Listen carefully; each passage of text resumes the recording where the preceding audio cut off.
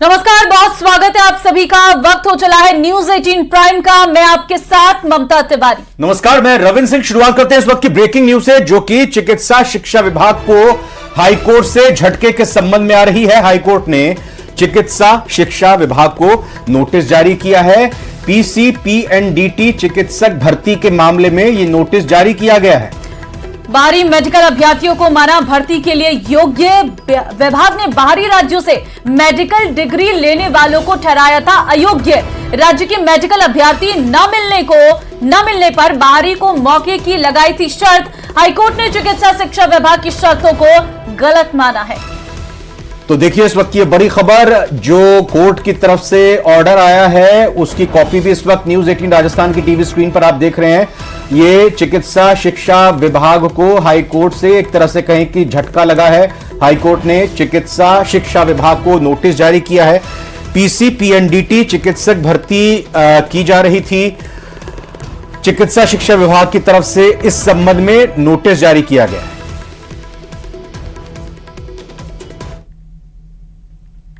मोहन शर्मा की याचिका पर माननीय उच्च न्यायालय ने आज राजस्थान सरकार को मेडिकल एजुकेशन डिपार्टमेंट और नीट पीजी एडमिशन बोर्ड को नोटिस जारी करते हुए जवाब तलब किया है और साथ ही याचिकाकर्ता को पीसीपीएनडीटी कोर्स की काउंसलिंग में सम्मिलित करने के निर्देश दिए हैं।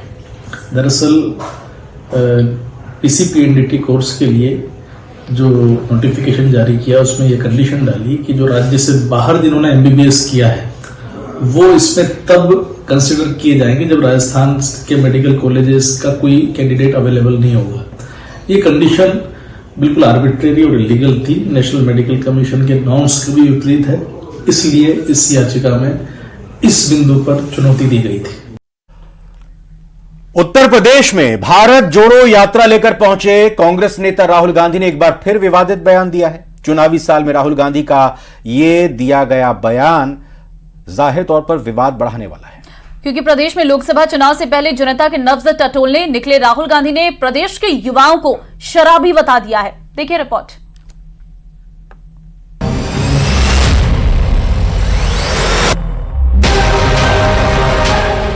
राहुल गांधी कांग्रेस का सबसे बड़ा चेहरा, लेकिन जब भी बोलते हैं कमाल बोलते हैं।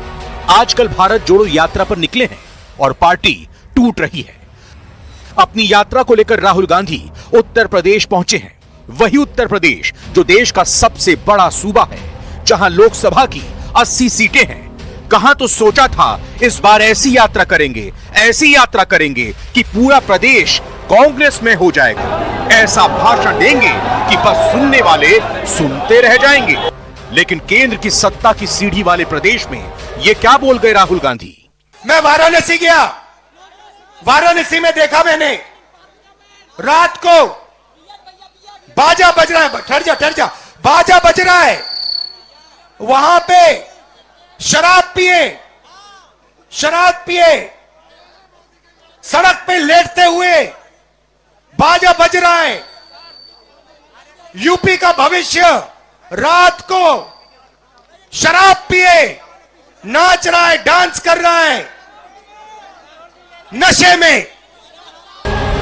उत्तर प्रदेश में कांग्रेस की क्या हालत है किसी से छिपी नहीं है। प्रदेश में कांग्रेस के सांसद कितने हैं सबको पता है। प्रदेश में पार्टी को दहाई के आंकड़े को छुए 1 दशक बीत चुका है। राहुल गांधी अपनी यात्रा लेकर आए थे वोटरों को संदेश देने, लेकिन युवाओं को शराबी बताकर एक नई मुसीबत मोल ले ली। Bureau report, news 18। केंद्रीय मंत्री स्मृति ईरानी ने राहुल गांधी की शराबी वाले बयान पर हमला बोला है। स्मृति ईरानी ने कहा कि राहुल ने यूपी की जनता का अपमान किया है, युवाओं का अपमान किया है। और क्या कुछ कहा है स्मृति ईरानी ने, आइए वो भी आपको सुनाएंगे जरूर।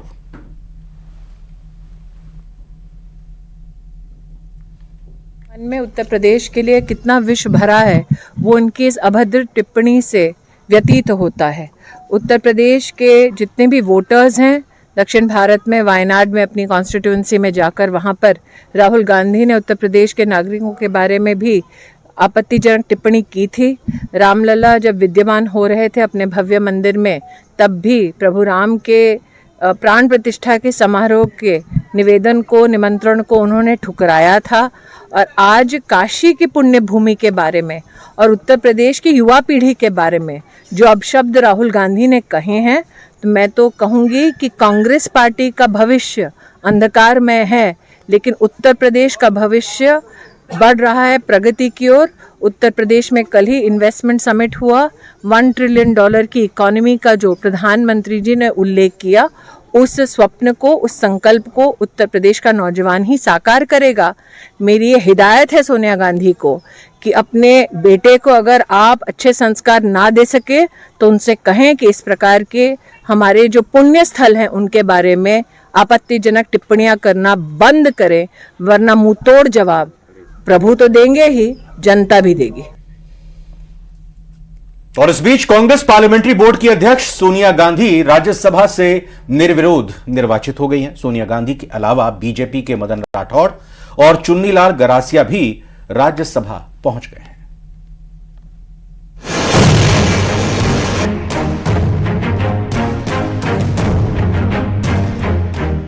राज्यसभा के लिए सोनिया गांधी का निर्विरोध निर्वाचन।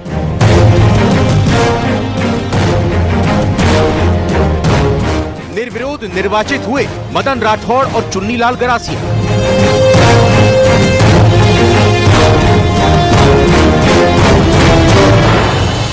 यह साफ था कि प्रदेश की राज्यसभा की 2 सीटों पर बीजेपी और 1 सीट पर कांग्रेस की जीत पक्की थी और नतीजे भी उसी के अनुरूप आए।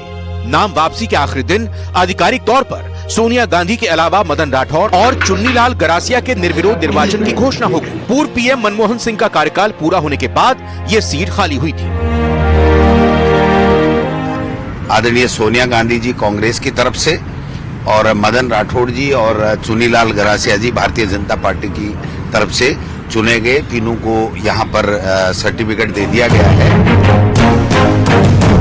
जिस दौरान तीनों प्रत्याशियों के निर्विरोध निर्वाचित होने के ऐलान हुआ, उस दौरान मौके पर पीसीसी चीफ गोविंद सिंह डोटासरा और कैबिनेट मंत्री जोगाराम पटेल भी मौजूद थे। इस खुशी के मौके पर गोविंद सिंह डोटासरा और मंत्री जोगाराम पटेल ने एक दूसरे को मिठाई खिलाई। साथ ही जीत हासिल करने वाले मदन राठौड़ और चुन्नीलाल गरासिया का मुंह भी मीठा कराया गया। राजस्थान सरकार जो अभी वर्तमान में है, वो जितना भी कोई हमसे अपेक्षा करती है, करेगी कि हम लोकसभा में वो बात रखें, तो निश्चित रूप से हम रखेंगे। वहाँ पर दक्षिण राजस्थान, डूंगरपुर, बांसवाड़ा, उदयपुर, वहाँ लंबे समय तक कांग्रेस का राज रहा और वहाँ आज की तारीख में शिक्षा जिस ढंग से आने वाली पीढ़ी और अभी पीढ़ी जो चल रही है, उनको जिस अनुपात में शिक्षा मिलनी चाहिए, नहीं मिली। सोनिया गांधी के निर्वाचन का प्रमाण पत्र लेने के लिए पीसीसी चीफ गोविंद डोटासरा विधानसभा पहुंचे, जबकि मदन राठौड़ और चुन्नीलाल गरासिया अपना निर्वाचन प्रमाण पत्र लेने के लिए खुद ही विधानसभा में मौजूद थे। रिटर्निंग ऑफिसर महावीर प्रसाद ने उनको प्रमाण पत्र सौंपे। पहली बार ऐसा सामने आया है जब कांग्रेस और भाजपा के दोनों विधानसभा सदस्यों ने आपस में एक दूसरे को मिठाइयां खिलाकर जीत पर बधाई दी। अक्सर ऐसा कम होता है कि जब राजनीतिक दल आपस में एक दूसरे की जीत पर बधाई देते हों, लेकिन चूंकि 3 प्रत्याशी थे, 3 आवेदन थे और 3 नामांकन भरने वालों को विजेता घोषित कर दिया गया, तो आपस में मिठाई बांटकर विधानसभा में खुशी का इजहार किया। कैमरा पर्सन शेर सिंह के साथ राकेश शर्मा, न्यूज 18 राजस्थान, जयपुर। तो वहीं लोकसभा चुनाव को लेकर बीजेपी एक्टिव है और इसी सिलसिले में शिक्षा मंत्री मदन दिलावर टोंक के दौरे पर रहे और जिला कार्यालय में पदाधिकारियों की बैठक लेकर चुनाव की तैयारियों का फीडबैक भी लिया। और इस दौरान मीडिया से बात करते हुए मदन दिलावर ने कांग्रेस पर जमकर निशाना साधा, साथ ही प्रदेश की सभी 25 सीटों को जीतने का दावा किया।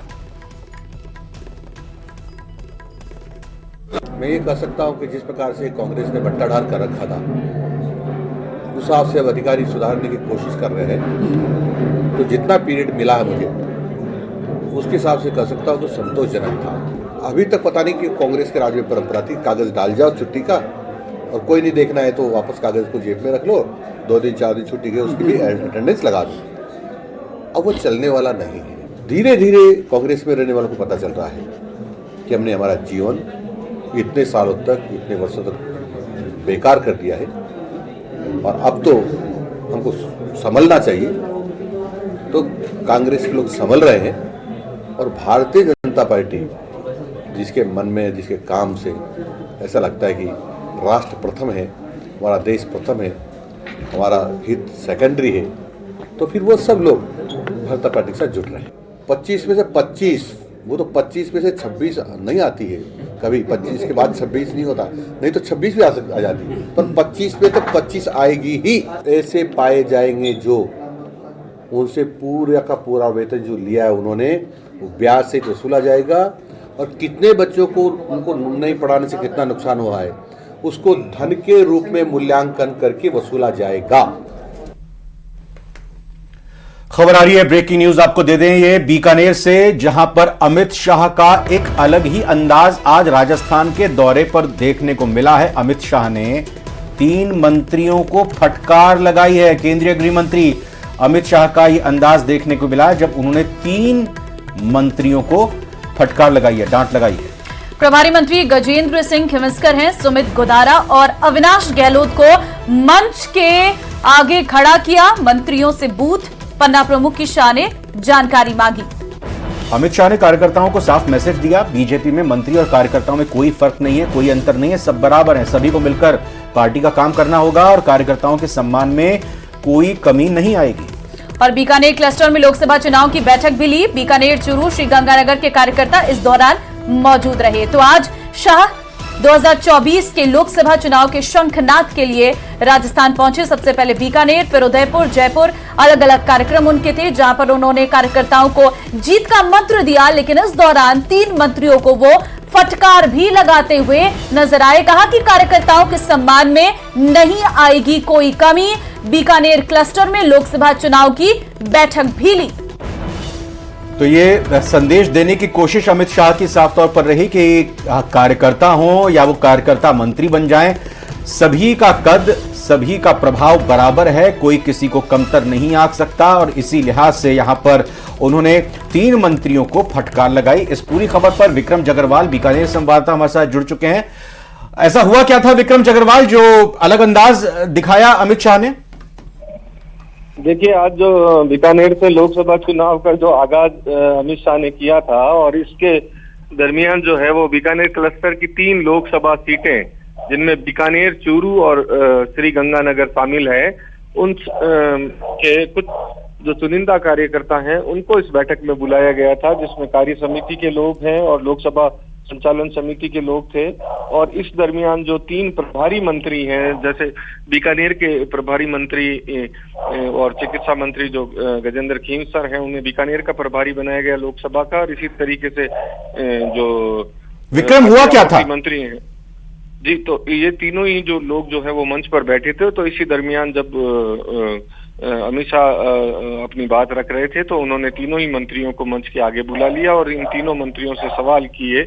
और वो सवाल जो है वो लोकसभा चुनाव से जुड़े हुए थे, जिसमें पन्ना प्रमुख से लेकर बूथ प्रमुखों की जो है जानकारी लेने की कोशिश की। और कहीं ना कहीं जो मंत्रियों को मंच के सामने बुलाकर जिस तरीके से अमित शाह ने अपना एक अलग अंदाज दिखाया, उससे ये जाहिर किया है, साफ मैसेज एक कार्यकर्ताओं को दिया है कि चाहे मंत्री हो चाहे कार्यकर्ता, सभी एक समान है और सभी मिलकर जो है पार्टी का काम करेंगे। तभी लोकसभा चुनाव में जो राजस्थान का मिशन जो 25 है उसे पूरा किया जा सकता है। और इसके साथ साथ ही बिल्कुल विक्रम जगरवाल, बहुत बहुत धन्यवाद इस खबर पर आपको जानकारी आपने दी। चलिए, यहां वक्त एक छोटे से ब्रेक का है, फौरन हाजिर होते हैं, कहीं मत जाइएगा। रमेश अभिषेक के खिलाफ बड़ी कार्रवाई की गई है। भ्रष्टाचार से जुड़े मामले में सीबीआई ने दर्ज की एफआईआर। इस एफआईआर के बाद रमेश अभिषेक के आवास पर सर्च ऑपरेशन किया जा रहा है। यूपीए सरकार के दौरान कई बड़े राजनेताओं के वो करीबी रहे हैं। जांच एजेंसी के सूत्र के मुताबिक पूर्व आईएएस अधिकारी रमेश अभिषेक समेत उनसे जुड़े कई अन्य लोगों से जुड़े हुए मामले में इस तफ्तीश को भी आगे बढ़ाया जा रहा है और कई ऐसे सबूत और दस्तावेज मिले हैं जिनका भ्रष्टाचार से जुड़ा हुआ कनेक्शन सीधे तौर पर सामने आया, लेकिन उस मामले में विस्तार से तफ्तीश की जा रही है। जांच के दौरान जैसे जैसे तफ्तीश का दायरा आगे बढ़ेगा, इस मामले में आने वाले दिनों में कई खुलासे देखने को मिल सकते हैं। जांच से जुड़े एक सूत्र के मुताबिक रमेश अभिषेक के खिलाफ एक मामला लोकपाल में भी सामने आया था, जिसके बाद जांच एजेंसी इस मामले में हरकत में आई थी।